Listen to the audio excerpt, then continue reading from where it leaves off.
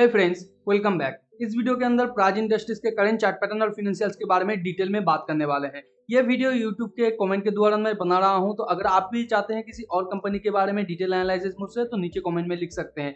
इस वीडियो के अंदर हम लोग स्विंग ट्रेडिंग और लॉन्ग टर्म पोजीशन के बारे में डिटेल में बात करने वाले हैं कि करंट सिचुएशन के बेसिस पे आपको बाय करना चाहिए और होल्ड करना चाहिए या एग्जिट कर देना चाहिए शेयर से। तो चलिए सीखते हैं एक साथ।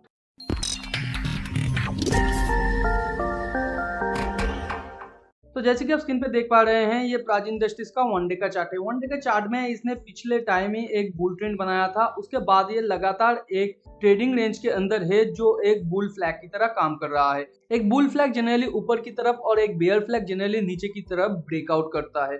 तो ये पिछले टाइम का जो यहाँ पे बुल फ्लैग का टॉप था, इसे ब्रेक करके यहाँ पे कुछ देर कंसोलिडेशन के बाद ये करंटली दो यहाँ पे स्पाइक किया है। तो करंट सिचुएशन के बेसिस पे क्या करना चाहिए अगर आप एक स्विंग ट्रेडर है तो यहाँ पे जनरली 3 स्पाइक के बाद एक ट्रेंड खत्म हो जाता है। मैंने बहुत सारे वीडियो में आप लोगों को कहा है। तो यहाँ पे आप देख सकते हैं करंट सिचुएशन में ये आफ्टर ब्रेकआउट यहाँ पे 2 स्पाइक इसने कंप्लीट कर लिया है और यहाँ पे प्रोबेबिलिटी और एक है कि और एक स्पाइक के कंप्लीट करने के बाद एक 2 लेग का यहाँ पे पुल बैक करे।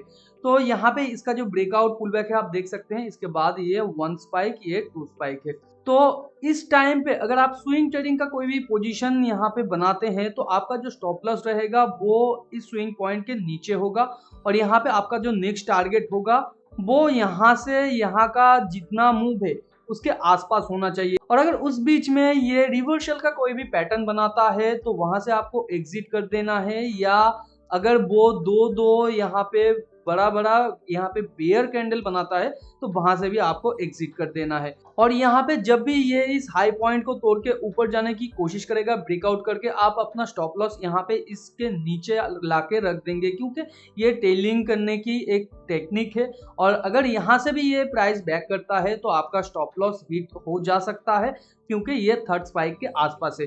और अगर ये अपने मूव को कंप्लीट करता है तो आपके टारगेट तक भी पहुंच सकता है। अगर आप एक लॉन्ग टर्म इन्वेस्टर हैं तो यहाँ पे कंपनी के क्वार्टर ऑन क्वार्टर के रिजल्ट को आपको जरूर देखना चाहिए। अगर आप एक स्विंग ट्रेडर हैं तब भी आपको ये जरूर देखना चाहिए अगर आप एक कंपनी के अंदर स्विंग ट्रेड कर रहे हैं तो यहाँ पे क्वार्टर ऑन क्वार्टर कंपनी का जो रिजल्ट है each and every quarter year on year basis पे ये लगातार अच्छा परफॉर्म कर रहा है। मगर यहाँ पे क्वार्टर ऑन क्वार्टर बेसिस पे पिछले क्वार्टर से ये थोड़ा गिर गया था। कंपनी का जो ओवरऑल यहाँ पे ऑपरेटिंग प्रॉफिट मार्जिन है ये काफी अच्छा खासा है और कंपनी इसे मेंटेन भी कर रहा है या धीरे धीरे ग्रो भी कर रहा है। इंटरेस्ट पेएबल कंपनी ने हाल ही के 2 क्वार्टर में थोड़ा बढ़ा लिया है, मगर क्वार्टर ऑन क्वार्टर बेसिस पे ये घटा है, तो ये अच्छा बात है। और कंपनी का जो नेट क्वार्टर है ये शानदार तरीके से ईच एंड एवरी क्वार्टर है ईयर ऑन ईयर बेसिस पे बढ़ा है और क्वार्टर ऑन क्वार्टर बेसिस पे बढ़ा है।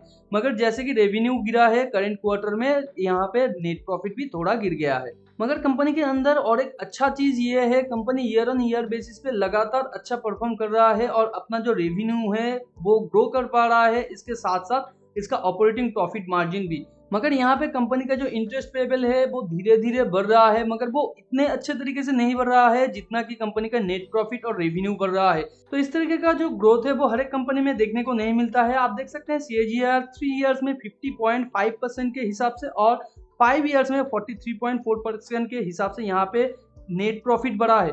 और कंपनी का रेवेन्यू यहाँ पे 3 साल में 46.5% के हिसाब से और यहाँ पे 30.5% के हिसाब से 5 साल में बढ़ा है। इसके साथ साथ आपको फिनेंशियल रेशियो के अंदर अगर ROE को दिखाऊं तो ROE भी इसका काफी अच्छा खासा है और ये ईयर ऑन ईयर बेसिस पे बढ़ रहा है। उसके साथ साथ कंपनी के अंदर नेग्लिजिबल टाइप का यहाँ पे डेट टू इक्विटी रेशियो है, यानी कंपनी के अंदर डेट बहुत ज्यादा नहीं है।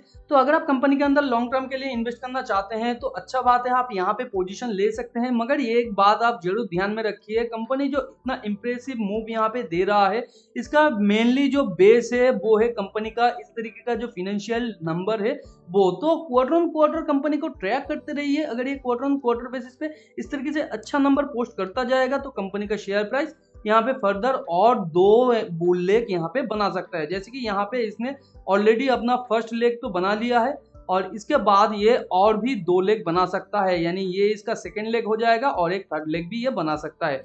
और अगर आपके पास ऑलरेडी कंपनी का शेयर है तो आप सिंपली होल्ड करके रखिए, क्योंकि कंपनी के अंदर पोटेंशियल अच्छा खासा है आने वाले टाइम पे प्राइस एप्रिसिएशन का। तो इस तरीके का डिटेल एनालिसिस अगर आप किसी और कंपनी के बारे में जानना चाहते हैं तो नीचे कमेंट में आप लिख सकते हैं, मैं उसके ऊपर भी वीडियो बनाने की पूरी कोशिश करूंगा। स्विंग ट्रेडिंग में इंटरेस्ट रखते हैं, टेलीग्राम चैनल को जाकर ज्वाइन कर लीजिए, उसके अंदर एक्सेल शीट शेयर किया हुआ है जहां पे बहुत सारे स्विंग ट्रेडिंग का अपॉर्चुनिटी मौजूद थे, जिसके अंदर मैंने एंट्री प्राइस, एग्जिट प्राइस और उसके साथ साथ कहां पे आपको स्टॉप लॉस रखना है चार्ट एनालिसिस के साथ समझाया है। चैनल पे नया है तो चैनल को सब्सक्राइब करके बाजू में जो बेल आइकन है उसे भी हिट कर दीजिए ताकि नए वीडियो का नोटिफिकेशन आप लोगों को तुरंत मिल सके। मिलते हैं अगले वीडियो पर, तब तक के लिए अपना बहुत ज्यादा ध्यान रखिए। Thanks for watching and happy investing.